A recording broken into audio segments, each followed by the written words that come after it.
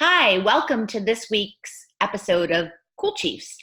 And I'm going to let you know right now, I have no idea how this one's going to roll because we are so lucky to be hosting Jane from Melbourne, Australia, who is famous or infamous. I don't know, Jane. It's a little, Infamous. it's a little touch and go. She is the middle-aged goddess on Instagram, and she has taken Insta by storm with her bold, ballsy, uh, oversharing of what it's like to be in menopause. And she has graciously accepted my offer to come and be with me today on this Cool Chiefs episode, which, like I said, I'm going to hold on for dear life because I have no idea where it's going to go.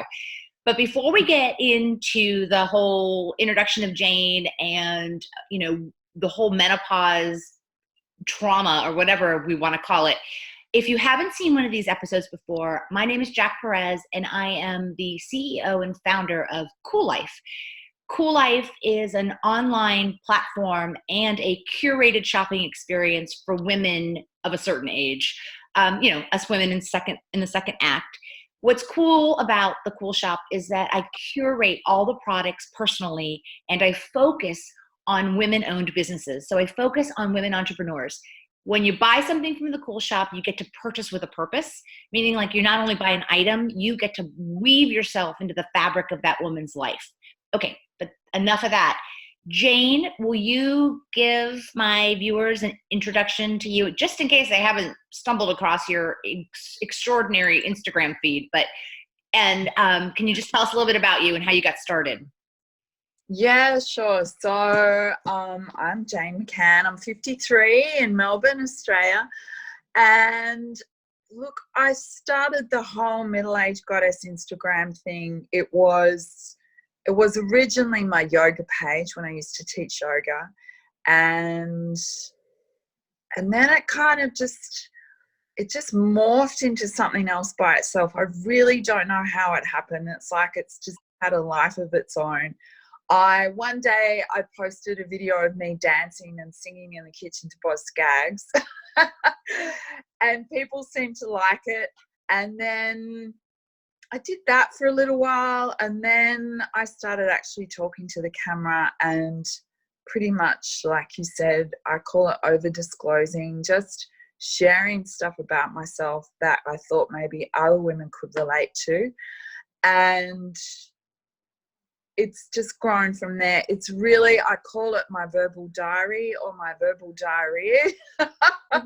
Right. But could be either one, yeah. Right? Yeah. It's just me having a little ramble and sharing stuff about myself that seems to resonate with so many other women from all around the world. It's look, I'm certainly not an influencer. I don't have hundreds of thousands of followers, but the ones I do, I keep close. I try and stay in touch with people, and it's been an amazing adventure. Yeah. Well, I certainly am hooked on your Instagram, and it's, ladies, I'm telling you need to follow Jane because she will. I particularly love the days that you sing personally. And so maybe that seems to be really big, and that's really interesting because I'm pretty much tone deaf, but I have found during periods of high stress for me, the best thing I can do is put on some music and have a bit of a dance and a sing, and it takes me out of my head and into my body, and it seems to do that for everyone else too.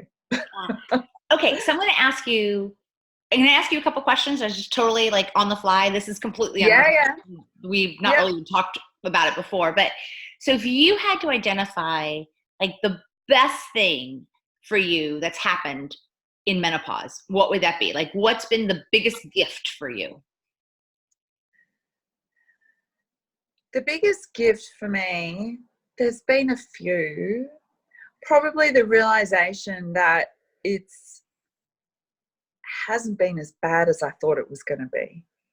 Like, everything that I had read about menopause basically led me to believe that my life was going to be over, that my vagina was going to dry up, Right. and then I would not enjoy sex anymore, and I was just going to become old and grey and invisible. And that actually has not been the case. Yes, my vagina has dried up a little. Honey, that's what lube is for. Exactly. And I just, it was a real surprise to me, and that's probably why I've talked so much about menopause on my Instagram page, because I just realized that a lot of the stuff we were told was just bullshit, basically, probably by some guy in a white coat. And for me, menopause has it's brought me to myself. Like, I finally realized as a woman in my 50s exactly who I was. And I've done every self-help workshop and women's circle, and I've done them all, and it was really menopause that brought me around to myself. That's amazing. I mean, you said something about you were worried about becoming invisible. And Yeah. so the interesting thing is that I felt like I had been living this super bright colored life most of my life. And then somewhere in my early 50s, things started to change, right? Like the vagina drying up. I started dealing with arthritis. I started thinking, well, I don't look as good in my clothes anymore. I need to buy different clothes. I just don't like the way I look in my clothes. But when I went out to the internet to go look for information, I just kept the messages over and over again, Jane, from me were, well, try Botox and Juvederm and, do everything you possibly can to stay as close to 30 as you possibly can. And I was like, this is malarkey. I refuse to accept that this is the only message available to me. And when I started, and I went out and started looking around, and I'm like, okay, I'm not alone. There's a sea change coming, right? There is a change, there's the winds of change are in the air, and we just don't have to accept what our mothers accepted and what our grandmothers accepted. Yeah, totally. And I think, look, you're right about all the physical stuff. I'm not denying that doesn't happen. I have arthritis. I'm having surgery on my varicose veins next month. So there is that physical descent. Yes. And that can be quite confronting. For me, it was all the mental stuff, the clarity that I got that I really, really treasure. But I know what you mean. I think, though, you're right, the tide is changing. I mean, you just hop on Insta, put #grey hair, and it comes up with all these amazing, incredibly stunning women that are growing their hair dye out and just going, you know what, fuck it, this is who I am. Right. And being very proud and steady in that. Yeah. What I like so far is, I color my hair clearly because there's no way my hair is this color, right? Clearly. I mean, it was never this color, by the way. Yeah. This has been from a bottle since my 20s. But my point Me too, babe. My point is that what I'm finding in this contingency of women over 50 and the women in the second act is that there's so much room like at the table for us all. Meaning, like, if you Botox, if you Juvederm, if you color your hair, you know what? Sit right next to me, girl.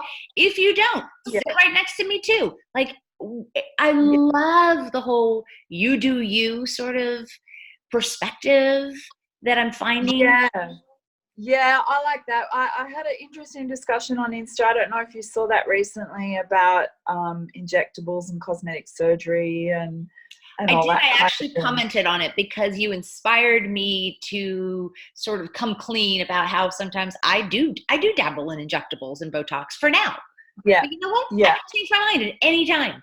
And that's Yeah. okay too. Yeah. Absolutely. Yeah. And I think that that has changed as well. I think that women now, I mean, I don't do it, but I think that the women that I know that don't want to look like Kim Kardashian. They want to look like themselves, but just a little brighter. And, I think a little bit here and there done gently. Absolutely. But I guess I worry about women that are just full of it, because then as they get older, it's very clear that that's what they're doing. So Sure. Right. Like, I guess that's my advice. Just dabble gently in it. Don't be afraid of aging. But yeah, God, yeah, do whatever you want. Well, that's the thing. I mean, honestly, it's like, do whatever you want as long as you're not hurting anybody else, right? Yeah, absolutely. Okay, so I got the best thing. The best thing was, realizing that it was not nearly going to be the death ride that you were the bill of goods that you were being sold. It's The just death ride. I love that. the death ride. But what's been the worst thing for you? Like, what's been sort of like this really sucks and I can't get my head around it. Like, something you're still battling with. Yeah, I think for me, perimenopause was difficult. That was hard. And it was a difficult time in my life. We had a lot of stress in my family. My sister passed away and my husband's parents both died. It was 5 years of high stress, which I'm just kind of releasing now. And then in the middle of that, I was perimenopausal. And to be honest, the hot flashes or flushes, whatever you want to call them, weren't so bad. They got worse postmenopausal for me. Right. Probably the hardest thing was the lack of sleep. And I've always slept really well. And here I was in a period of massive stress, and that was really, and sleep deprivation. So, but here's the deal. You said some really, so this is another reason I started Cool Life. We women at this age it's a very tumultuous and traumatic time. In a way, it's very similar to when we went through puberty, meaning like, you feel like you're 35 one day and you feel like you're 75 the next. And you're straddling this bizarre fence. And there are some significant life changes, like the loss of parents. There's a lot of gray divorce. I mean, at least in this country, the biggest percentage of divorces are women initiating divorce over 50, by the way. That's actually the preponderance. That was me. Okay, maybe it's the same thing in Aussie. Like, women just get tired and they're like, we're done. We're checking out. So there's a lot. So your body's going through all these changes, and then your family structure is going through all these changes. Your kids are leaving the nest, so you're no longer required to be a mom. So that identity is changing, and you're a daughter, but your parents are passing away, and so you're dealing with grief, and that identity is changing. And if you were a wife and you've divorced, that identity is changing. That's that's a ton of crap to deal with in a very short, acute period of time. And to do it alone, that's awful. That was one of the reasons I built the community, because I didn't want anyone to have to do it alone. Yeah, look, absolutely. And I think it's been a bit the same for me on Instagram as well, and I've been careful about what I've shared, but there has been some really stressful things that I have talked about. And it's amazing the amount of women that message me going, I know what you're saying, and I feel like this too, and no one understands. And it's a virtual community that that did really help me get through that period of my life. And obviously I've got real friends, real life friends that support me too. But you know, we're all busy. We're all working and wifing and parenting, and you know, it's a really difficult time, which is also why I think I was so amazed at the clarity that that time brought me. I guess it was almost like I got to the end of that 5-year stretch, and I just went, what am I doing? Right. What am I doing? I know I don't want to do this anymore. And, you know, I had to make some really hard decisions, which, yeah, I did, which ended up in the ending of my marriage. And But I think that's really, first of all, it's really brave for you to have done that. And it's also really brave for you to share that, because there are women in our age bracket, in our community, that are probably in those very same shoes. And, you know, they're really scared and they maybe want to pull that trigger, but, you know, it's a tough one. It's a big change, and it doesn't, and I tell everyone, because I am divorced as well. I mean, a while ago, but I tell everyone, it doesn't matter if you're the divorcee or the divorcer, it sucks. And you can't escape the grieving, and you can't escape, you have to go through it. You can't go around it. You can't put it on pause. Well, no, that's not true. You can put it on pause. I put it on pause for a while with some distractions, but it was still there when the distractions went away. It was still there waiting for me patiently, like for me to come back, right? Like, okay, you'll be back. Yeah. It's not going away. It's not going away by itself. So I think that message is really good for women to hear, that it's hard, but it's not impossible. So if you could, you know, when I talk to younger women,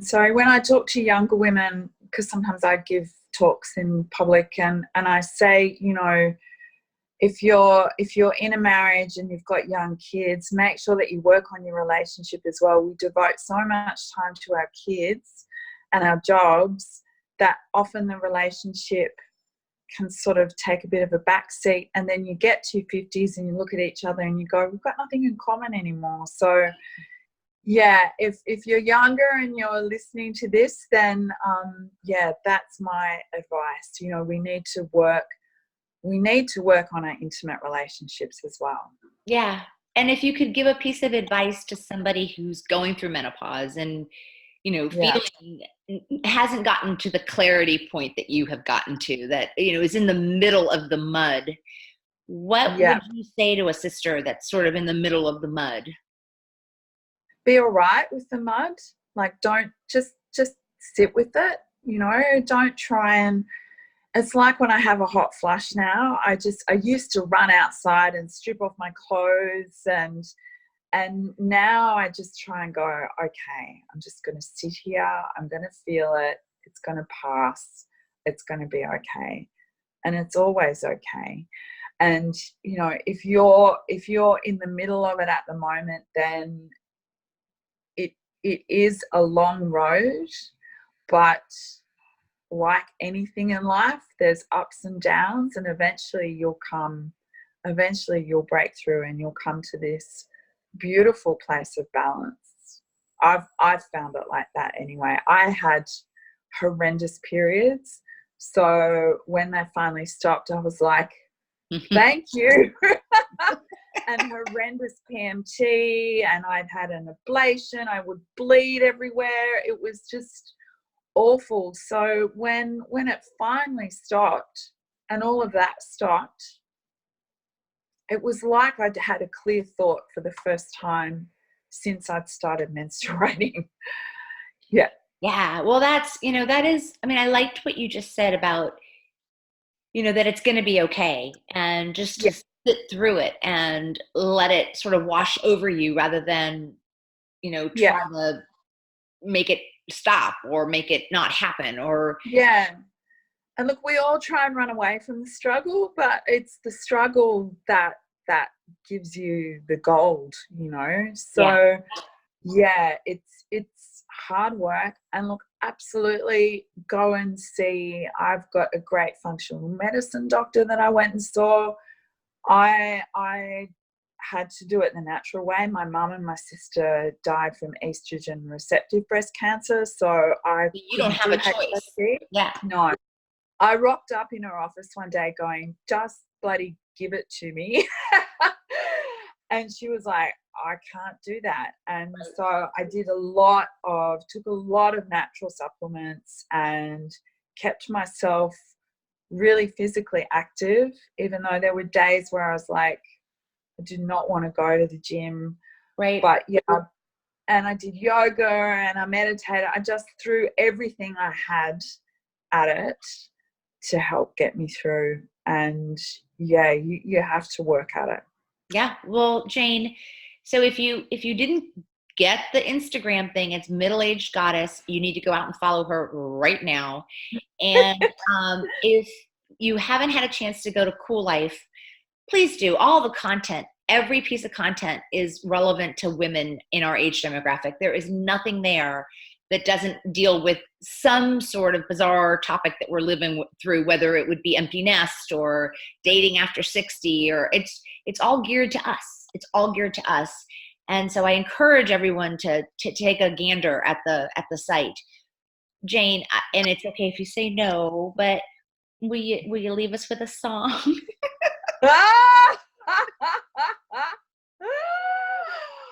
What will I sing? Oh God. I'm trying to think. What was I singing? What did you sing yesterday or earlier today? Yesterday in my car, I was singing, yesterday in my car, there's an Aussie band called Cold Chisel that no one in America will know, but I was singing one of their songs, and I'm just trying to, what was it? I totally put you on the spot. I'm so sorry. Here we go. Cheap wine and a 3-day growth. Cheap wine and a 3-day growth. Well, come on. Thank you. And you were such a good sport, because I didn't, you just threw that out of left field, but that's funny. I had a friend that used to sing Cheap Wine and a 3-headed goat. And I'm like, no, babe, it's cheap wine and a 3-day growth. That happens here in this country too, with a whole bunch of different, different songs. Okay, Jane, I definitely, we need to do this again sometime, and I need to somehow get you involved in Cool Life on a more regular basis. So we've got to figure out how we can make that work. Right. But for now, we're going to say goodbye, and you go have a great day, and I'm going to go have dinner, because that's what, that's how that's rolling over here. Yeah, enjoy. Oh wait, you're ahead of me, right? You're already, so was yesterday good? Yeah, so it's Wednesday morning here. Okay, so was last night a good night? Because I'm in it right now. Is it a good night? Yeah, last night was beautiful. I slept pretty well. Okay, good. And I had the fella here, so that was nice. So yeah, it was a good night. Good. All right, and on that note, have a wonderful day, and we will do this again sometime. All right, and thanks, Jack. Thank you so much. I know it's been a bit of toing and froing trying to organise this, so thank you. Oh, my pleasure. All right, have a great day. You too.